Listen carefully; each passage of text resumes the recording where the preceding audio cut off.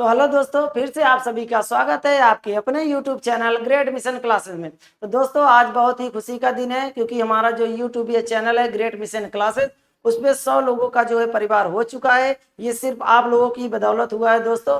तो इसी प्रकार से जितने भी लोग हमारे चैनल से जो नए जुड़ रहे हैं, कृपया करके सब्सक्राइब जरूर कर लीजिएगा। इससे हमको मोटिवेट जो जरूर मिलेगा, जिससे हम जो है आप लोगों को अच्छे से अच्छा कंटेंट दे सकें। ठीक है, तो आप लोग अगर हमारे साथ जुड़े रहेंगे तो जीएस में और हिंदी में कभी भी कोई भी एग्जाम हो, इससे बाहर तो कहीं नहीं जाएगा, ये मेरी पूरी गारंटी है दोस्तों।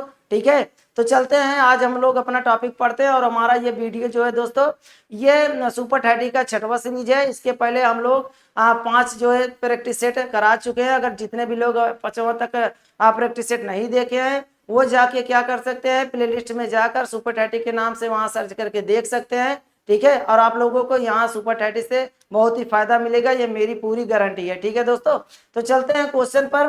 तो क्वेश्चन में हम लोग डिस्कशन करते हैं और आप सभी लोगों को इंपॉर्टेंट प्रश्न बताते हैं। तो यहाँ पर आप लोग देख सकते हैं, पहले क्वेश्चन की बात कर रहा है क्या कि शाहजहां आगे दिया है क्या, मुगल शासक था। ठीक है, तो शाहजहां मुगल शासक था क्या। ठीक है, तो यहाँ पर आप लोग ऑप्शन दे सकते हैं, चौथा दिया है, बी आपका दिया है, तीसरा दिया है, सी आपका 6वां दिया है और डी आपका 5वां दिया है। ठीक, तो दोस्तों मुगल बादशाहों का हम आप लोगों को एक बहुत ही इंपॉर्टेंट ट्रिक्स बता रहे हैं। अगर आप लोग याद कर लेंगे तो जिंदगी में कोई भी मुगल बादशाह से शासक का नाम कभी भूलेगा नहीं। ठीक, तो यहाँ पर ट्रिक आप लोग देख सकते हैं, क्या लिख रहे हैं, हम लिख रहे हैं आपका भाजी, उसके बाद आपका है सब्जी, उसके बाद क्या है आपका फार, उसके बाद आपका है माँ, और आपका क्या है साग। ठीक है दोस्तों, क्या लिखा गया है, भाजी सब्जी फार माँ साग लिखा गया है। तो यहाँ पर आप लोग देखेंगे बी से आपका क्या हो जाएगा, पहले बाबर। ठीक है, ये से आपका हो जाएगा हुमायूं। ठीक है, हुमायूं। ए से आपका हो जाएगा अकबर, और जे आई से आपका हो जाएगा जहांगीर। जे आई से आपका क्या हो जाएगा, जहांगीर। फिर यस से आपका हो जाएगा शाहजहां, शाहजहां। उसके बाद ए से आपका हो जाएगा औरंगजेब, ए से आपका औरंगजेब। बी से आपका यहाँ पर हो जाएगा बहादुर शाह, बहादुर शाह। और जे आई से आपका हो जाएगा जहांदार शाह। ठीक है, यहां तक आपका कंप्लीट हो गया, जहांदार शाह। उसके बाद एफ ओ आर से आपका हो जाएगा फर्रुख, फर्रुख सियार। ठीक है दोस्तों, ये हो जाएगा आपका फर्रुख सियार। एम से आपका हो जाएगा मोहम्मद, मोहम्मद शाह। फिर आपका ए से हो जाएगा आपका अहमद शाह, अहमद शाह। फिर ए से आपका हो जाएगा आलमगीर। ठीक है, ए से आपका हो जाएगा आलमगीर। और यस यस से हो जाएगा आपका कौन सा, यस यस से यहाँ पर आप लोग देख सकते हैं क्या, शाह आलम द्वितीय। ठीक है, शाह आलम द्वितीय। फिर ए से आपका हो जाएगा अकबर द्वितीय। ठीक है, ए से आपका हो जाएगा अकबर द्वितीय। और बी से आपका सबसे लास्ट मुगल बादशाह कौन होगा, बहादुर, बहादुर शाह जफर द्वितीय। ठीक है दोस्तों, इस प्रकार से आप लोग भाजी सब्जी फार मां साग ट्रिक से मुगल शासक के जो 15 शासक थे वो सब अच्छे से आप लोग याद कर सकते हैं। तो यहाँ पर जो क्वेश्चन पूछा गया था, शाहजहां जो है किस नंबर का मुगल बादशाह का शासक था, तो आप लोग देख सकते हैं यहाँ पर किस नंबर पे आया है, तो पहला, दूसरा, तीसरा, चौथा, ये आपका 5वां। इसका जो करेक्ट उत्तर होगा वो कौन सा होगा, ऑप्शन नंबर डी, कौन सा, 5वां हो जाएगा। ठीक है दोस्तों, आप लोगों को अगर स्क्रीनशॉट लेना हो तो आप लोग स्क्रीनशॉट इसका ले सकते हैं। ठीक, तो चलते हैं अगले क्वेश्चन पे। क्वेश्चन नंबर आपका है सेकेंड में दिया गया, बंगाल के किस स्वतंत्रता सेनानी का 18 वर्ष की आयु में निधन हो गया था। ठीक है, तो पश्चिम बंगाल के ये पूछा कि कौन सा ऐसा स्वतंत्रता सेनानी था जिसका मृत्यु कितने वर्ष में हुआ था, मात्र जो है 18 वर्ष की आयु में ही इसकी मृत्यु हो गई थी। ठीक है दोस्तों, ये आपका क्वेश्चन पूछा गया है। ठीक है, तो यहाँ पर ये क्वेश्चन आपका भारतीय राष्ट्रीय आंदोलन से है, बहुत ही इंपॉर्टेंट क्वेश्चन है। तो इसका जो करेक्ट उत्तर होगा ऑप्शन नंबर ए, कौन सा, खुदीराम बोस। ठीक है, खुदीराम बोस इसका करेक्ट उत्तर हो जाएगा। ठीक, अगले क्वेश्चन चले, क्वेश्चन नंबर आपका है 3, भारत में अंग्रेजी शिक्षा किसने आरंभ की थी। ठीक है, या भारत में अंग्रेजी शिक्षा का जनक किसे माना जाता है, तो लॉर्ड मैकाले को माना जाता है। ठीक है दोस्तों, ऑप्शन नंबर इसका बी सही है, लॉर्ड मैकाले को माना जाता है। ठीक, तो चलते हैं अगले क्वेश्चन में। क्वेश्चन नंबर आपका कौन सा है, 4। तो क्वेश्चन नंबर 4 की बात करें दोस्तों, यहाँ आप लोग देख सकते हैं स्वतंत्र भारत के प्रथम भारतीय गवर्नर जनरल कौन थे। ठीक है, तो यहाँ पर आप लोग ध्यान दीजिएगा, प्रथम जो है क्या पूछा, भारतीय गवर्नर जनरल। ठीक है, प्रथम भारतीय गवर्नर जनरल की बात आई है, इसलिए आपका जो करेक्ट उत्तर होगा option number B, Shri Rajagopalachari. ठीक है दोस्तों, अगर स्वतंत्र भारत के सिर्फ गवर्नर जनरल की बात कही होती तब आपका उत्तर option number D, Lord Mountbatten हो जाता। ठीक है, लेकिन भारतीय लगने के कारण इसका उत्तर होगा श्री राजगोपालाचारी। ठीक, अगले क्वेश्चन की बात करें, क्वेश्चन नंबर है 5, उस चीनी तीर्थयात्री का नाम बताइए जो बौद्ध ग्रंथों की तलाश में भारत आया था। ठीक है, बौद्ध ग्रंथों की तलाश में भारत है, ये भी क्वेश्चन आपका इंपॉर्टेंट है। तो पहला ऑप्शन दिया आपका फाहियान, यहाँ बी दिया है हवेंगसान, सी दिया है फातसिंग और डी दिया है वांग दायु आन। ठीक है, तो इस क्वेश्चन का जो करेक्ट उत्तर होगा ऑप्शन नंबर बी दोस्तों, हवेनसांग। ठीक है, या वे नसांग इसका हो जाएगा, यहाँ थोड़ा सा मिसप्रिंट हो गया टाइपिंग में, हे नसांग हो जाएगा। ठीक है दोस्तों, ये आपका करेक्ट उत्तर हो जाएगा।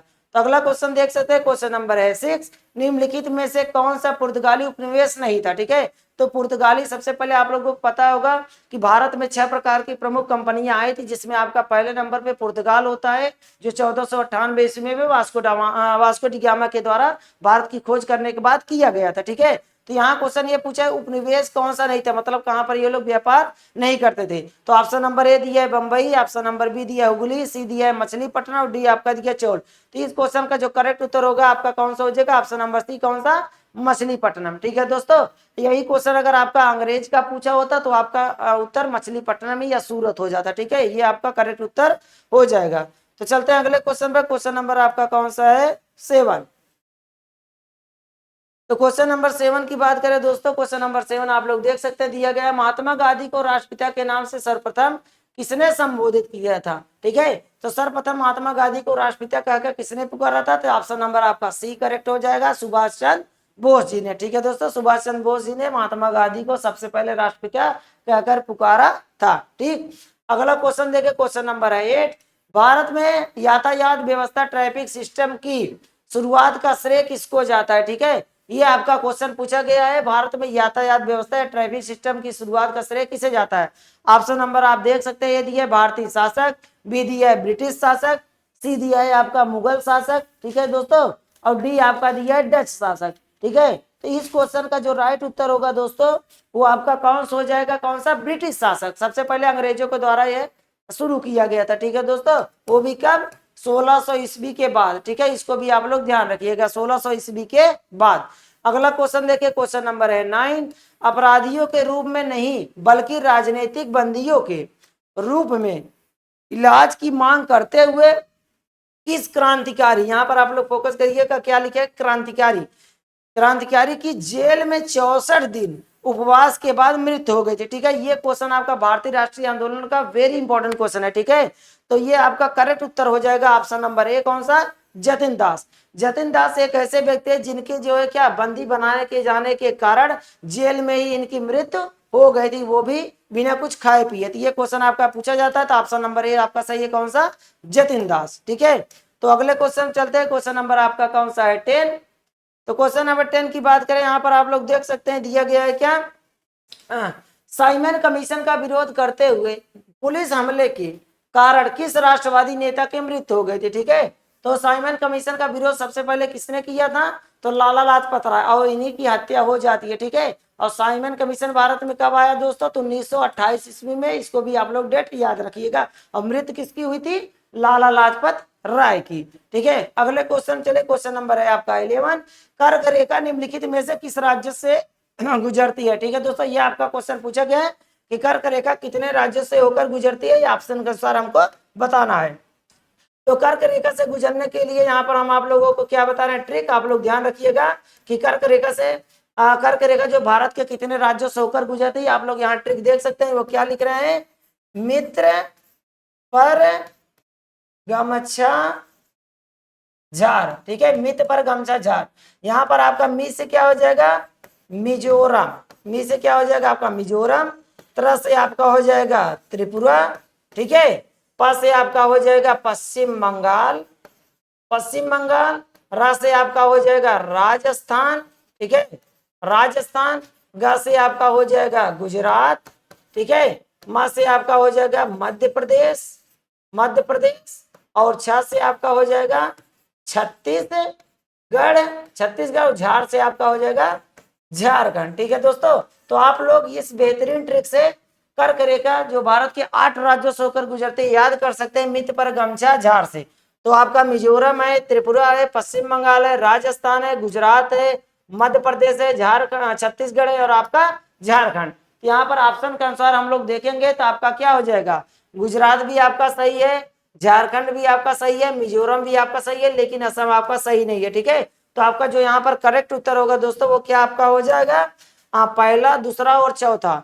तो पहला, दूसरा, चौथा आप लोग देख सकते हैं ऑप्शन नंबर सी में दिया गया, पहला, दूसरा और चौथा ये करेक्ट उत्तर हो जाएगा। ठीक, तो अगले क्वेश्चन की बात करें, क्वेश्चन नंबर है आपका 12, निम्नलिखित में से कौन सा जिला भारत की अंतरराष्ट्रीय सीमा पर है। ठीक है, ये क्वेश्चन पूछा गया अंतरराष्ट्रीय सीमा पर स्थित है, इसकी बात कर रहा है। ठीक है दोस्तों, ये आपका करेक्ट उत्तर हो जाएगा ऑप्शन नंबर सी, कौन सा, किन्नौर जिला। किन्नौर जिला आपका क्या है, भारत की अंतरराष्ट्रीय सीमा पर स्थित एकमात्र जिला है, इसको आप लोग याद रखिएगा।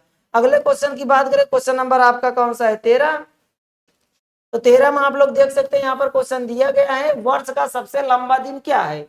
तो वर्ष का सबसे लंबा दिन वैसे भी अभी आने वाला है, क्योंकि आज आप लोग जानते हैं क्या है, आज 31 दिसंबर है, सॉरी दोस्तों 31 मई है। ठीक है, 31 मई है, तो 31 मई के बाद आपका पता है क्या आएगा, जून, और जून में सबसे बड़ा दिन कब होता है आपका, 21 जून को। और इसी दिन आपका क्या मनाया जाता है दोस्तों, योग दिवस मनाया जाता है। ठीक है दोस्तों, क्या मनाया जाता है, योग दिवस मनाया जाता है। और उसी दिन उत्तर भारत में या उत्तरी गोलार्ध में सबसे बड़ा दिन होता है, और अपने यहाँ सबसे छोटा दिन कब होता है, 22 दिसंबर को होता है। इसको भी आप लोग याद रखिएगा, सबसे छोटा दिन 22 दिसंबर को, सबसे बड़ा दिन कब होता है, 21 जून को। ठीक है दोस्तों, अगले क्वेश्चन चले, क्वेश्चन नंबर आपका है 14, 14 की बात की जाए, दिया गया पृथ्वी का विषुवतरेखी व्यास कितना है।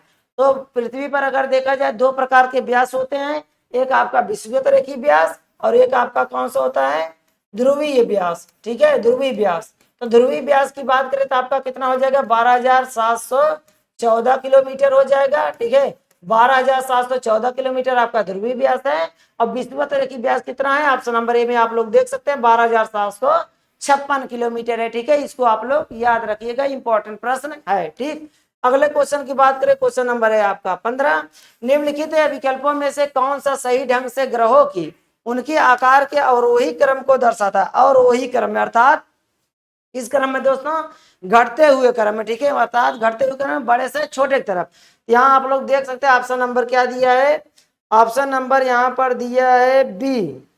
ठीक है, तो सबसे बड़ा ग्रह आपका कौन सा है, सबसे बड़ा ग्रह आपका कौन सा है, बृहस्पति, दूसरे नंबर पर यूरेनस, तीसरे नंबर पे आपका शनि आता है, चौथे भी है शुक्र ग्रह दिया है। ठीक है, तो ऑप्शन के अनुसार हम लोग यही उत्तर सही करेंगे। ठीक है, क्योंकि बीच में जो है कुछ ग्रह छोड़ दिए गए, लेकिन ऑप्शन के अनुसार आपका ऑप्शन नंबर बी ही सही होगा। ठीक है दोस्तों, आप लोग इसको करेक्ट कर लीजिएगा। ठीक, तो चलते हैं अगले क्वेश्चन पे, क्वेश्चन नंबर आपका कौन सा है 16, क्वेश्चन नंबर 16 की बात करें, आप लोग देख सकते हैं यहाँ दिया गया है, निम्नलिखित में से किस सागर का जल सर्वाधिक खारा होता है। ठीक है, तो विश्व का सबसे ज्यादा खारा वाला सागर कौन सा है, तो आप लोग यहाँ देख सकते हैं ऑप्शन नंबर डी में दिया क्या, मृत सागर। ठीक है, मृत सागर पूरे विश्व का सबसे ज्यादा खारे पानी का क्या है, सागर है। ठीक है, और सबसे बड़ा अगर पूछा जाए जल जो है खारे पानी का क्या, झील।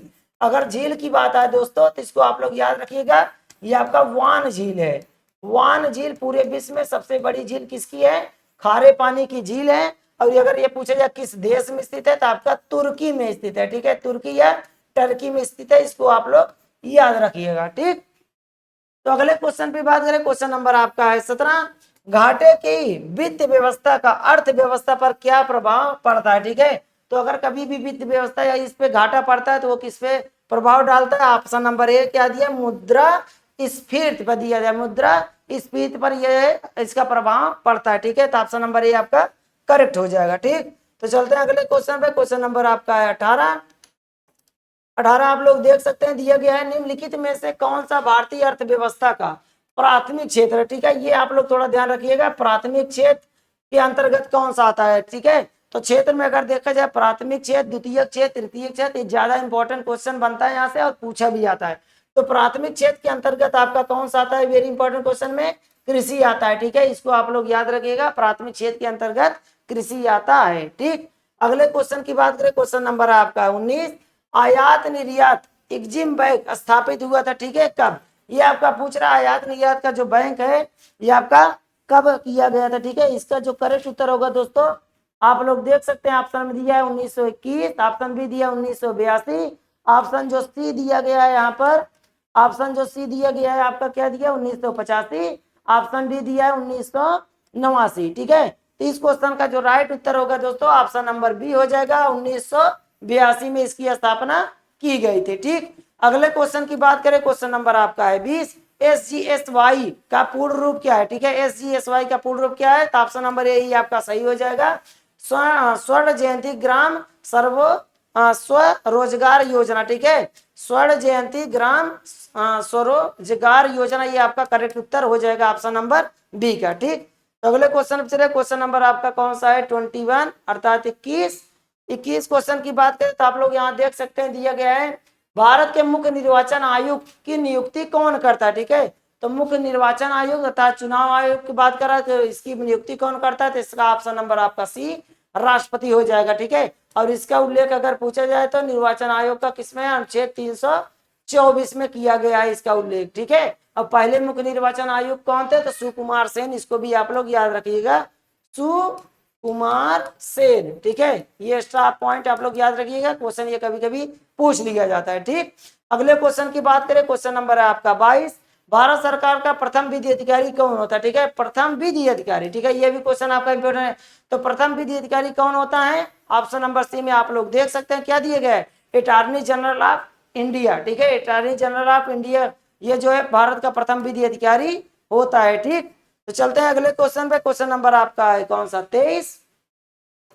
तो क्वेश्चन नंबर 23 की बात की जाए, यहाँ दिया गया क्या, किस संविधान संशोधन में पंचायती राज व्यवस्था को संवैधानिक स्थिति प्रदान की गई थी, ठीक है। पंचायती राज व्यवस्था से यह प्रश्न पूछा गया और यहाँ से हमेशा कोई ना कोई प्रश्न एग्जाम में आपका पूछा ही जाता है। तो इसका जो करेक्ट उत्तर होगा दोस्तों क्या, 73वां संविधान संशोधन, ठीक है। और ये कब हुआ था 1992 में, ठीक है। हुआ था कब 1992 में, लेकिन अगर लागू की बात आए तो 1993 में लागू हुआ था, ठीक है। इसको आप लोग याद रखिएगा।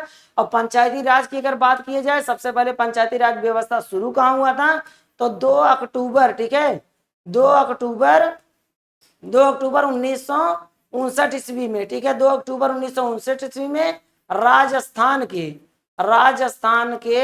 कहां से, नागौर जिले से, ठीक है। राजस्थान के नागौर जिले से इसका प्रारंभ शुरुआत यह किया गया था, ठीक। इसके अलावा इसमें और एक्स्ट्रा आप लोग नॉलेज ले सकते हैं क्या, पंचायती राज व्यवस्था अगर देखा जाए भारतीय संविधान के किस भाग में दिया गया है, तो भाग अगर पूछा जाए आपका कौन सा है, तो ये आपका 9 भाग में है, ठीक है, भाग 9 में है। अगर अनुसूची पूछा जाए यह किस अनुसूची में है, तो अनुसूची आपकी 11 में उल्लिखित किया गया, ठीक है। इतना आप लोग एक्स्ट्रा ये नॉलेज याद रखिएगा, ठीक है। और क्वेश्चन आपका 100% यहाँ से बनता ही बनता है, ठीक है, पंचायती राज से। तो इतना आप लोग याद रखिएगा कि इसका संशोधन कब हुआ, 1992 में, लेकिन लागू कब हुआ 1993 में। ये किस भाग में है, तो भाग 9 में। किस अनुसूची में है, तो अनुसूची 11 में। और सबसे पहले कब लागू हुआ था, 2 अक्टूबर 1959 को राजस्थान के नागौर जिले में, ठीक। तो अगले क्वेश्चन की बात करें, क्वेश्चन नंबर आपका है 24, मृत्यु दंड के मामले में क्षमा देने का अधिकार किसे है, ठीक है। तो कोई भी व्यक्ति अगर मृत्यु दंड पाया हो तो उसकी क्षमा को कौन सिर्फ माफ करता है, भारत का सिर्फ एक व्यक्ति, वो कौन है, सिर्फ ऑप्शन नंबर बी राष्ट्रपति। राष्ट्रपति जो है किसी भी व्यक्ति को मृत्यु दंड को भी माफ कर सकता है। और क्षमा दान की शक्ति की बात करें, यह किस आर्टिकल में दिया गया है संविधान के, तो 72 में दिया गया है। इसको भी आप लोग याद रखिएगा, किसमें, 72 में दिया गया है, ठीक। तो चलते हैं अगले क्वेश्चन पे, क्वेश्चन नंबर आपका कौन सा है 25। क्वेश्चन नंबर 25 की बात करते हैं, आप लोग देख सकते हैं दिया गया, बस्तर एक आदिवासी जिला किस राज्य में स्थित है, ठीक है। ये भी आदिवासी जिला है, ये आपका पूछा गया, तो किसान कहां पर स्थित है, तो ऑप्शन नंबर बी किसमें, छत्तीसगढ़ में, ठीक है। इसको आप लोग याद रखिएगा। अगले क्वेश्चन की बात करें, क्वेश्चन नंबर आपका 26, जल जो साबुन लगाने पर अच्छा झाग नहीं बना पाता उसको क्या कहते हैं, ठीक है। तो कभी कभी आप लोग देखे होंगे कपड़ा धोते समय कि कुछ ऐसे साबुन है कि बहुत हम लोग पानी से धोते हैं, लेकिन साबुन क्या होता है उसमें झाग नहीं निकल रहा। कुछ ऐसे हैं जो अच्छे प्रोडक्ट हैं साबुन के, उससे तुरंत झाग निकलता है, ठीक है। ये कभी कभी जल की कमी के कारण होता है। तो यहाँ पर ऑप्शन दिया है आपका कौन सा, खारा जल, दूसरा दिया है आपका भारी जल, तीसरा आपका मृद जल और चौथा दिया है संक्रमित जल। तो इसका जो करेक्ट उत्तर होगा आपका कौन सा दोस्तों, भारी जल, ठीक है, भारी जल के कारण जो है वो झाग नहीं बना पाता। ठीक, तो चलते हैं अगले क्वेश्चन पर। क्वेश्चन नंबर आपका कौन सा है? 27। तो क्वेश्चन नंबर 27 की बात करें, आप लोग देख सकते हैं यहाँ दिए गए, जब जल स्वयं रासायनिक रूप से किसी तत्व या खनिज के साथ मिलता है तो उसे क्या कहते हैं? ठीक है, तो ऑप्शन नंबर आप देख सकते हैं, ये दिया गया है कौन सा?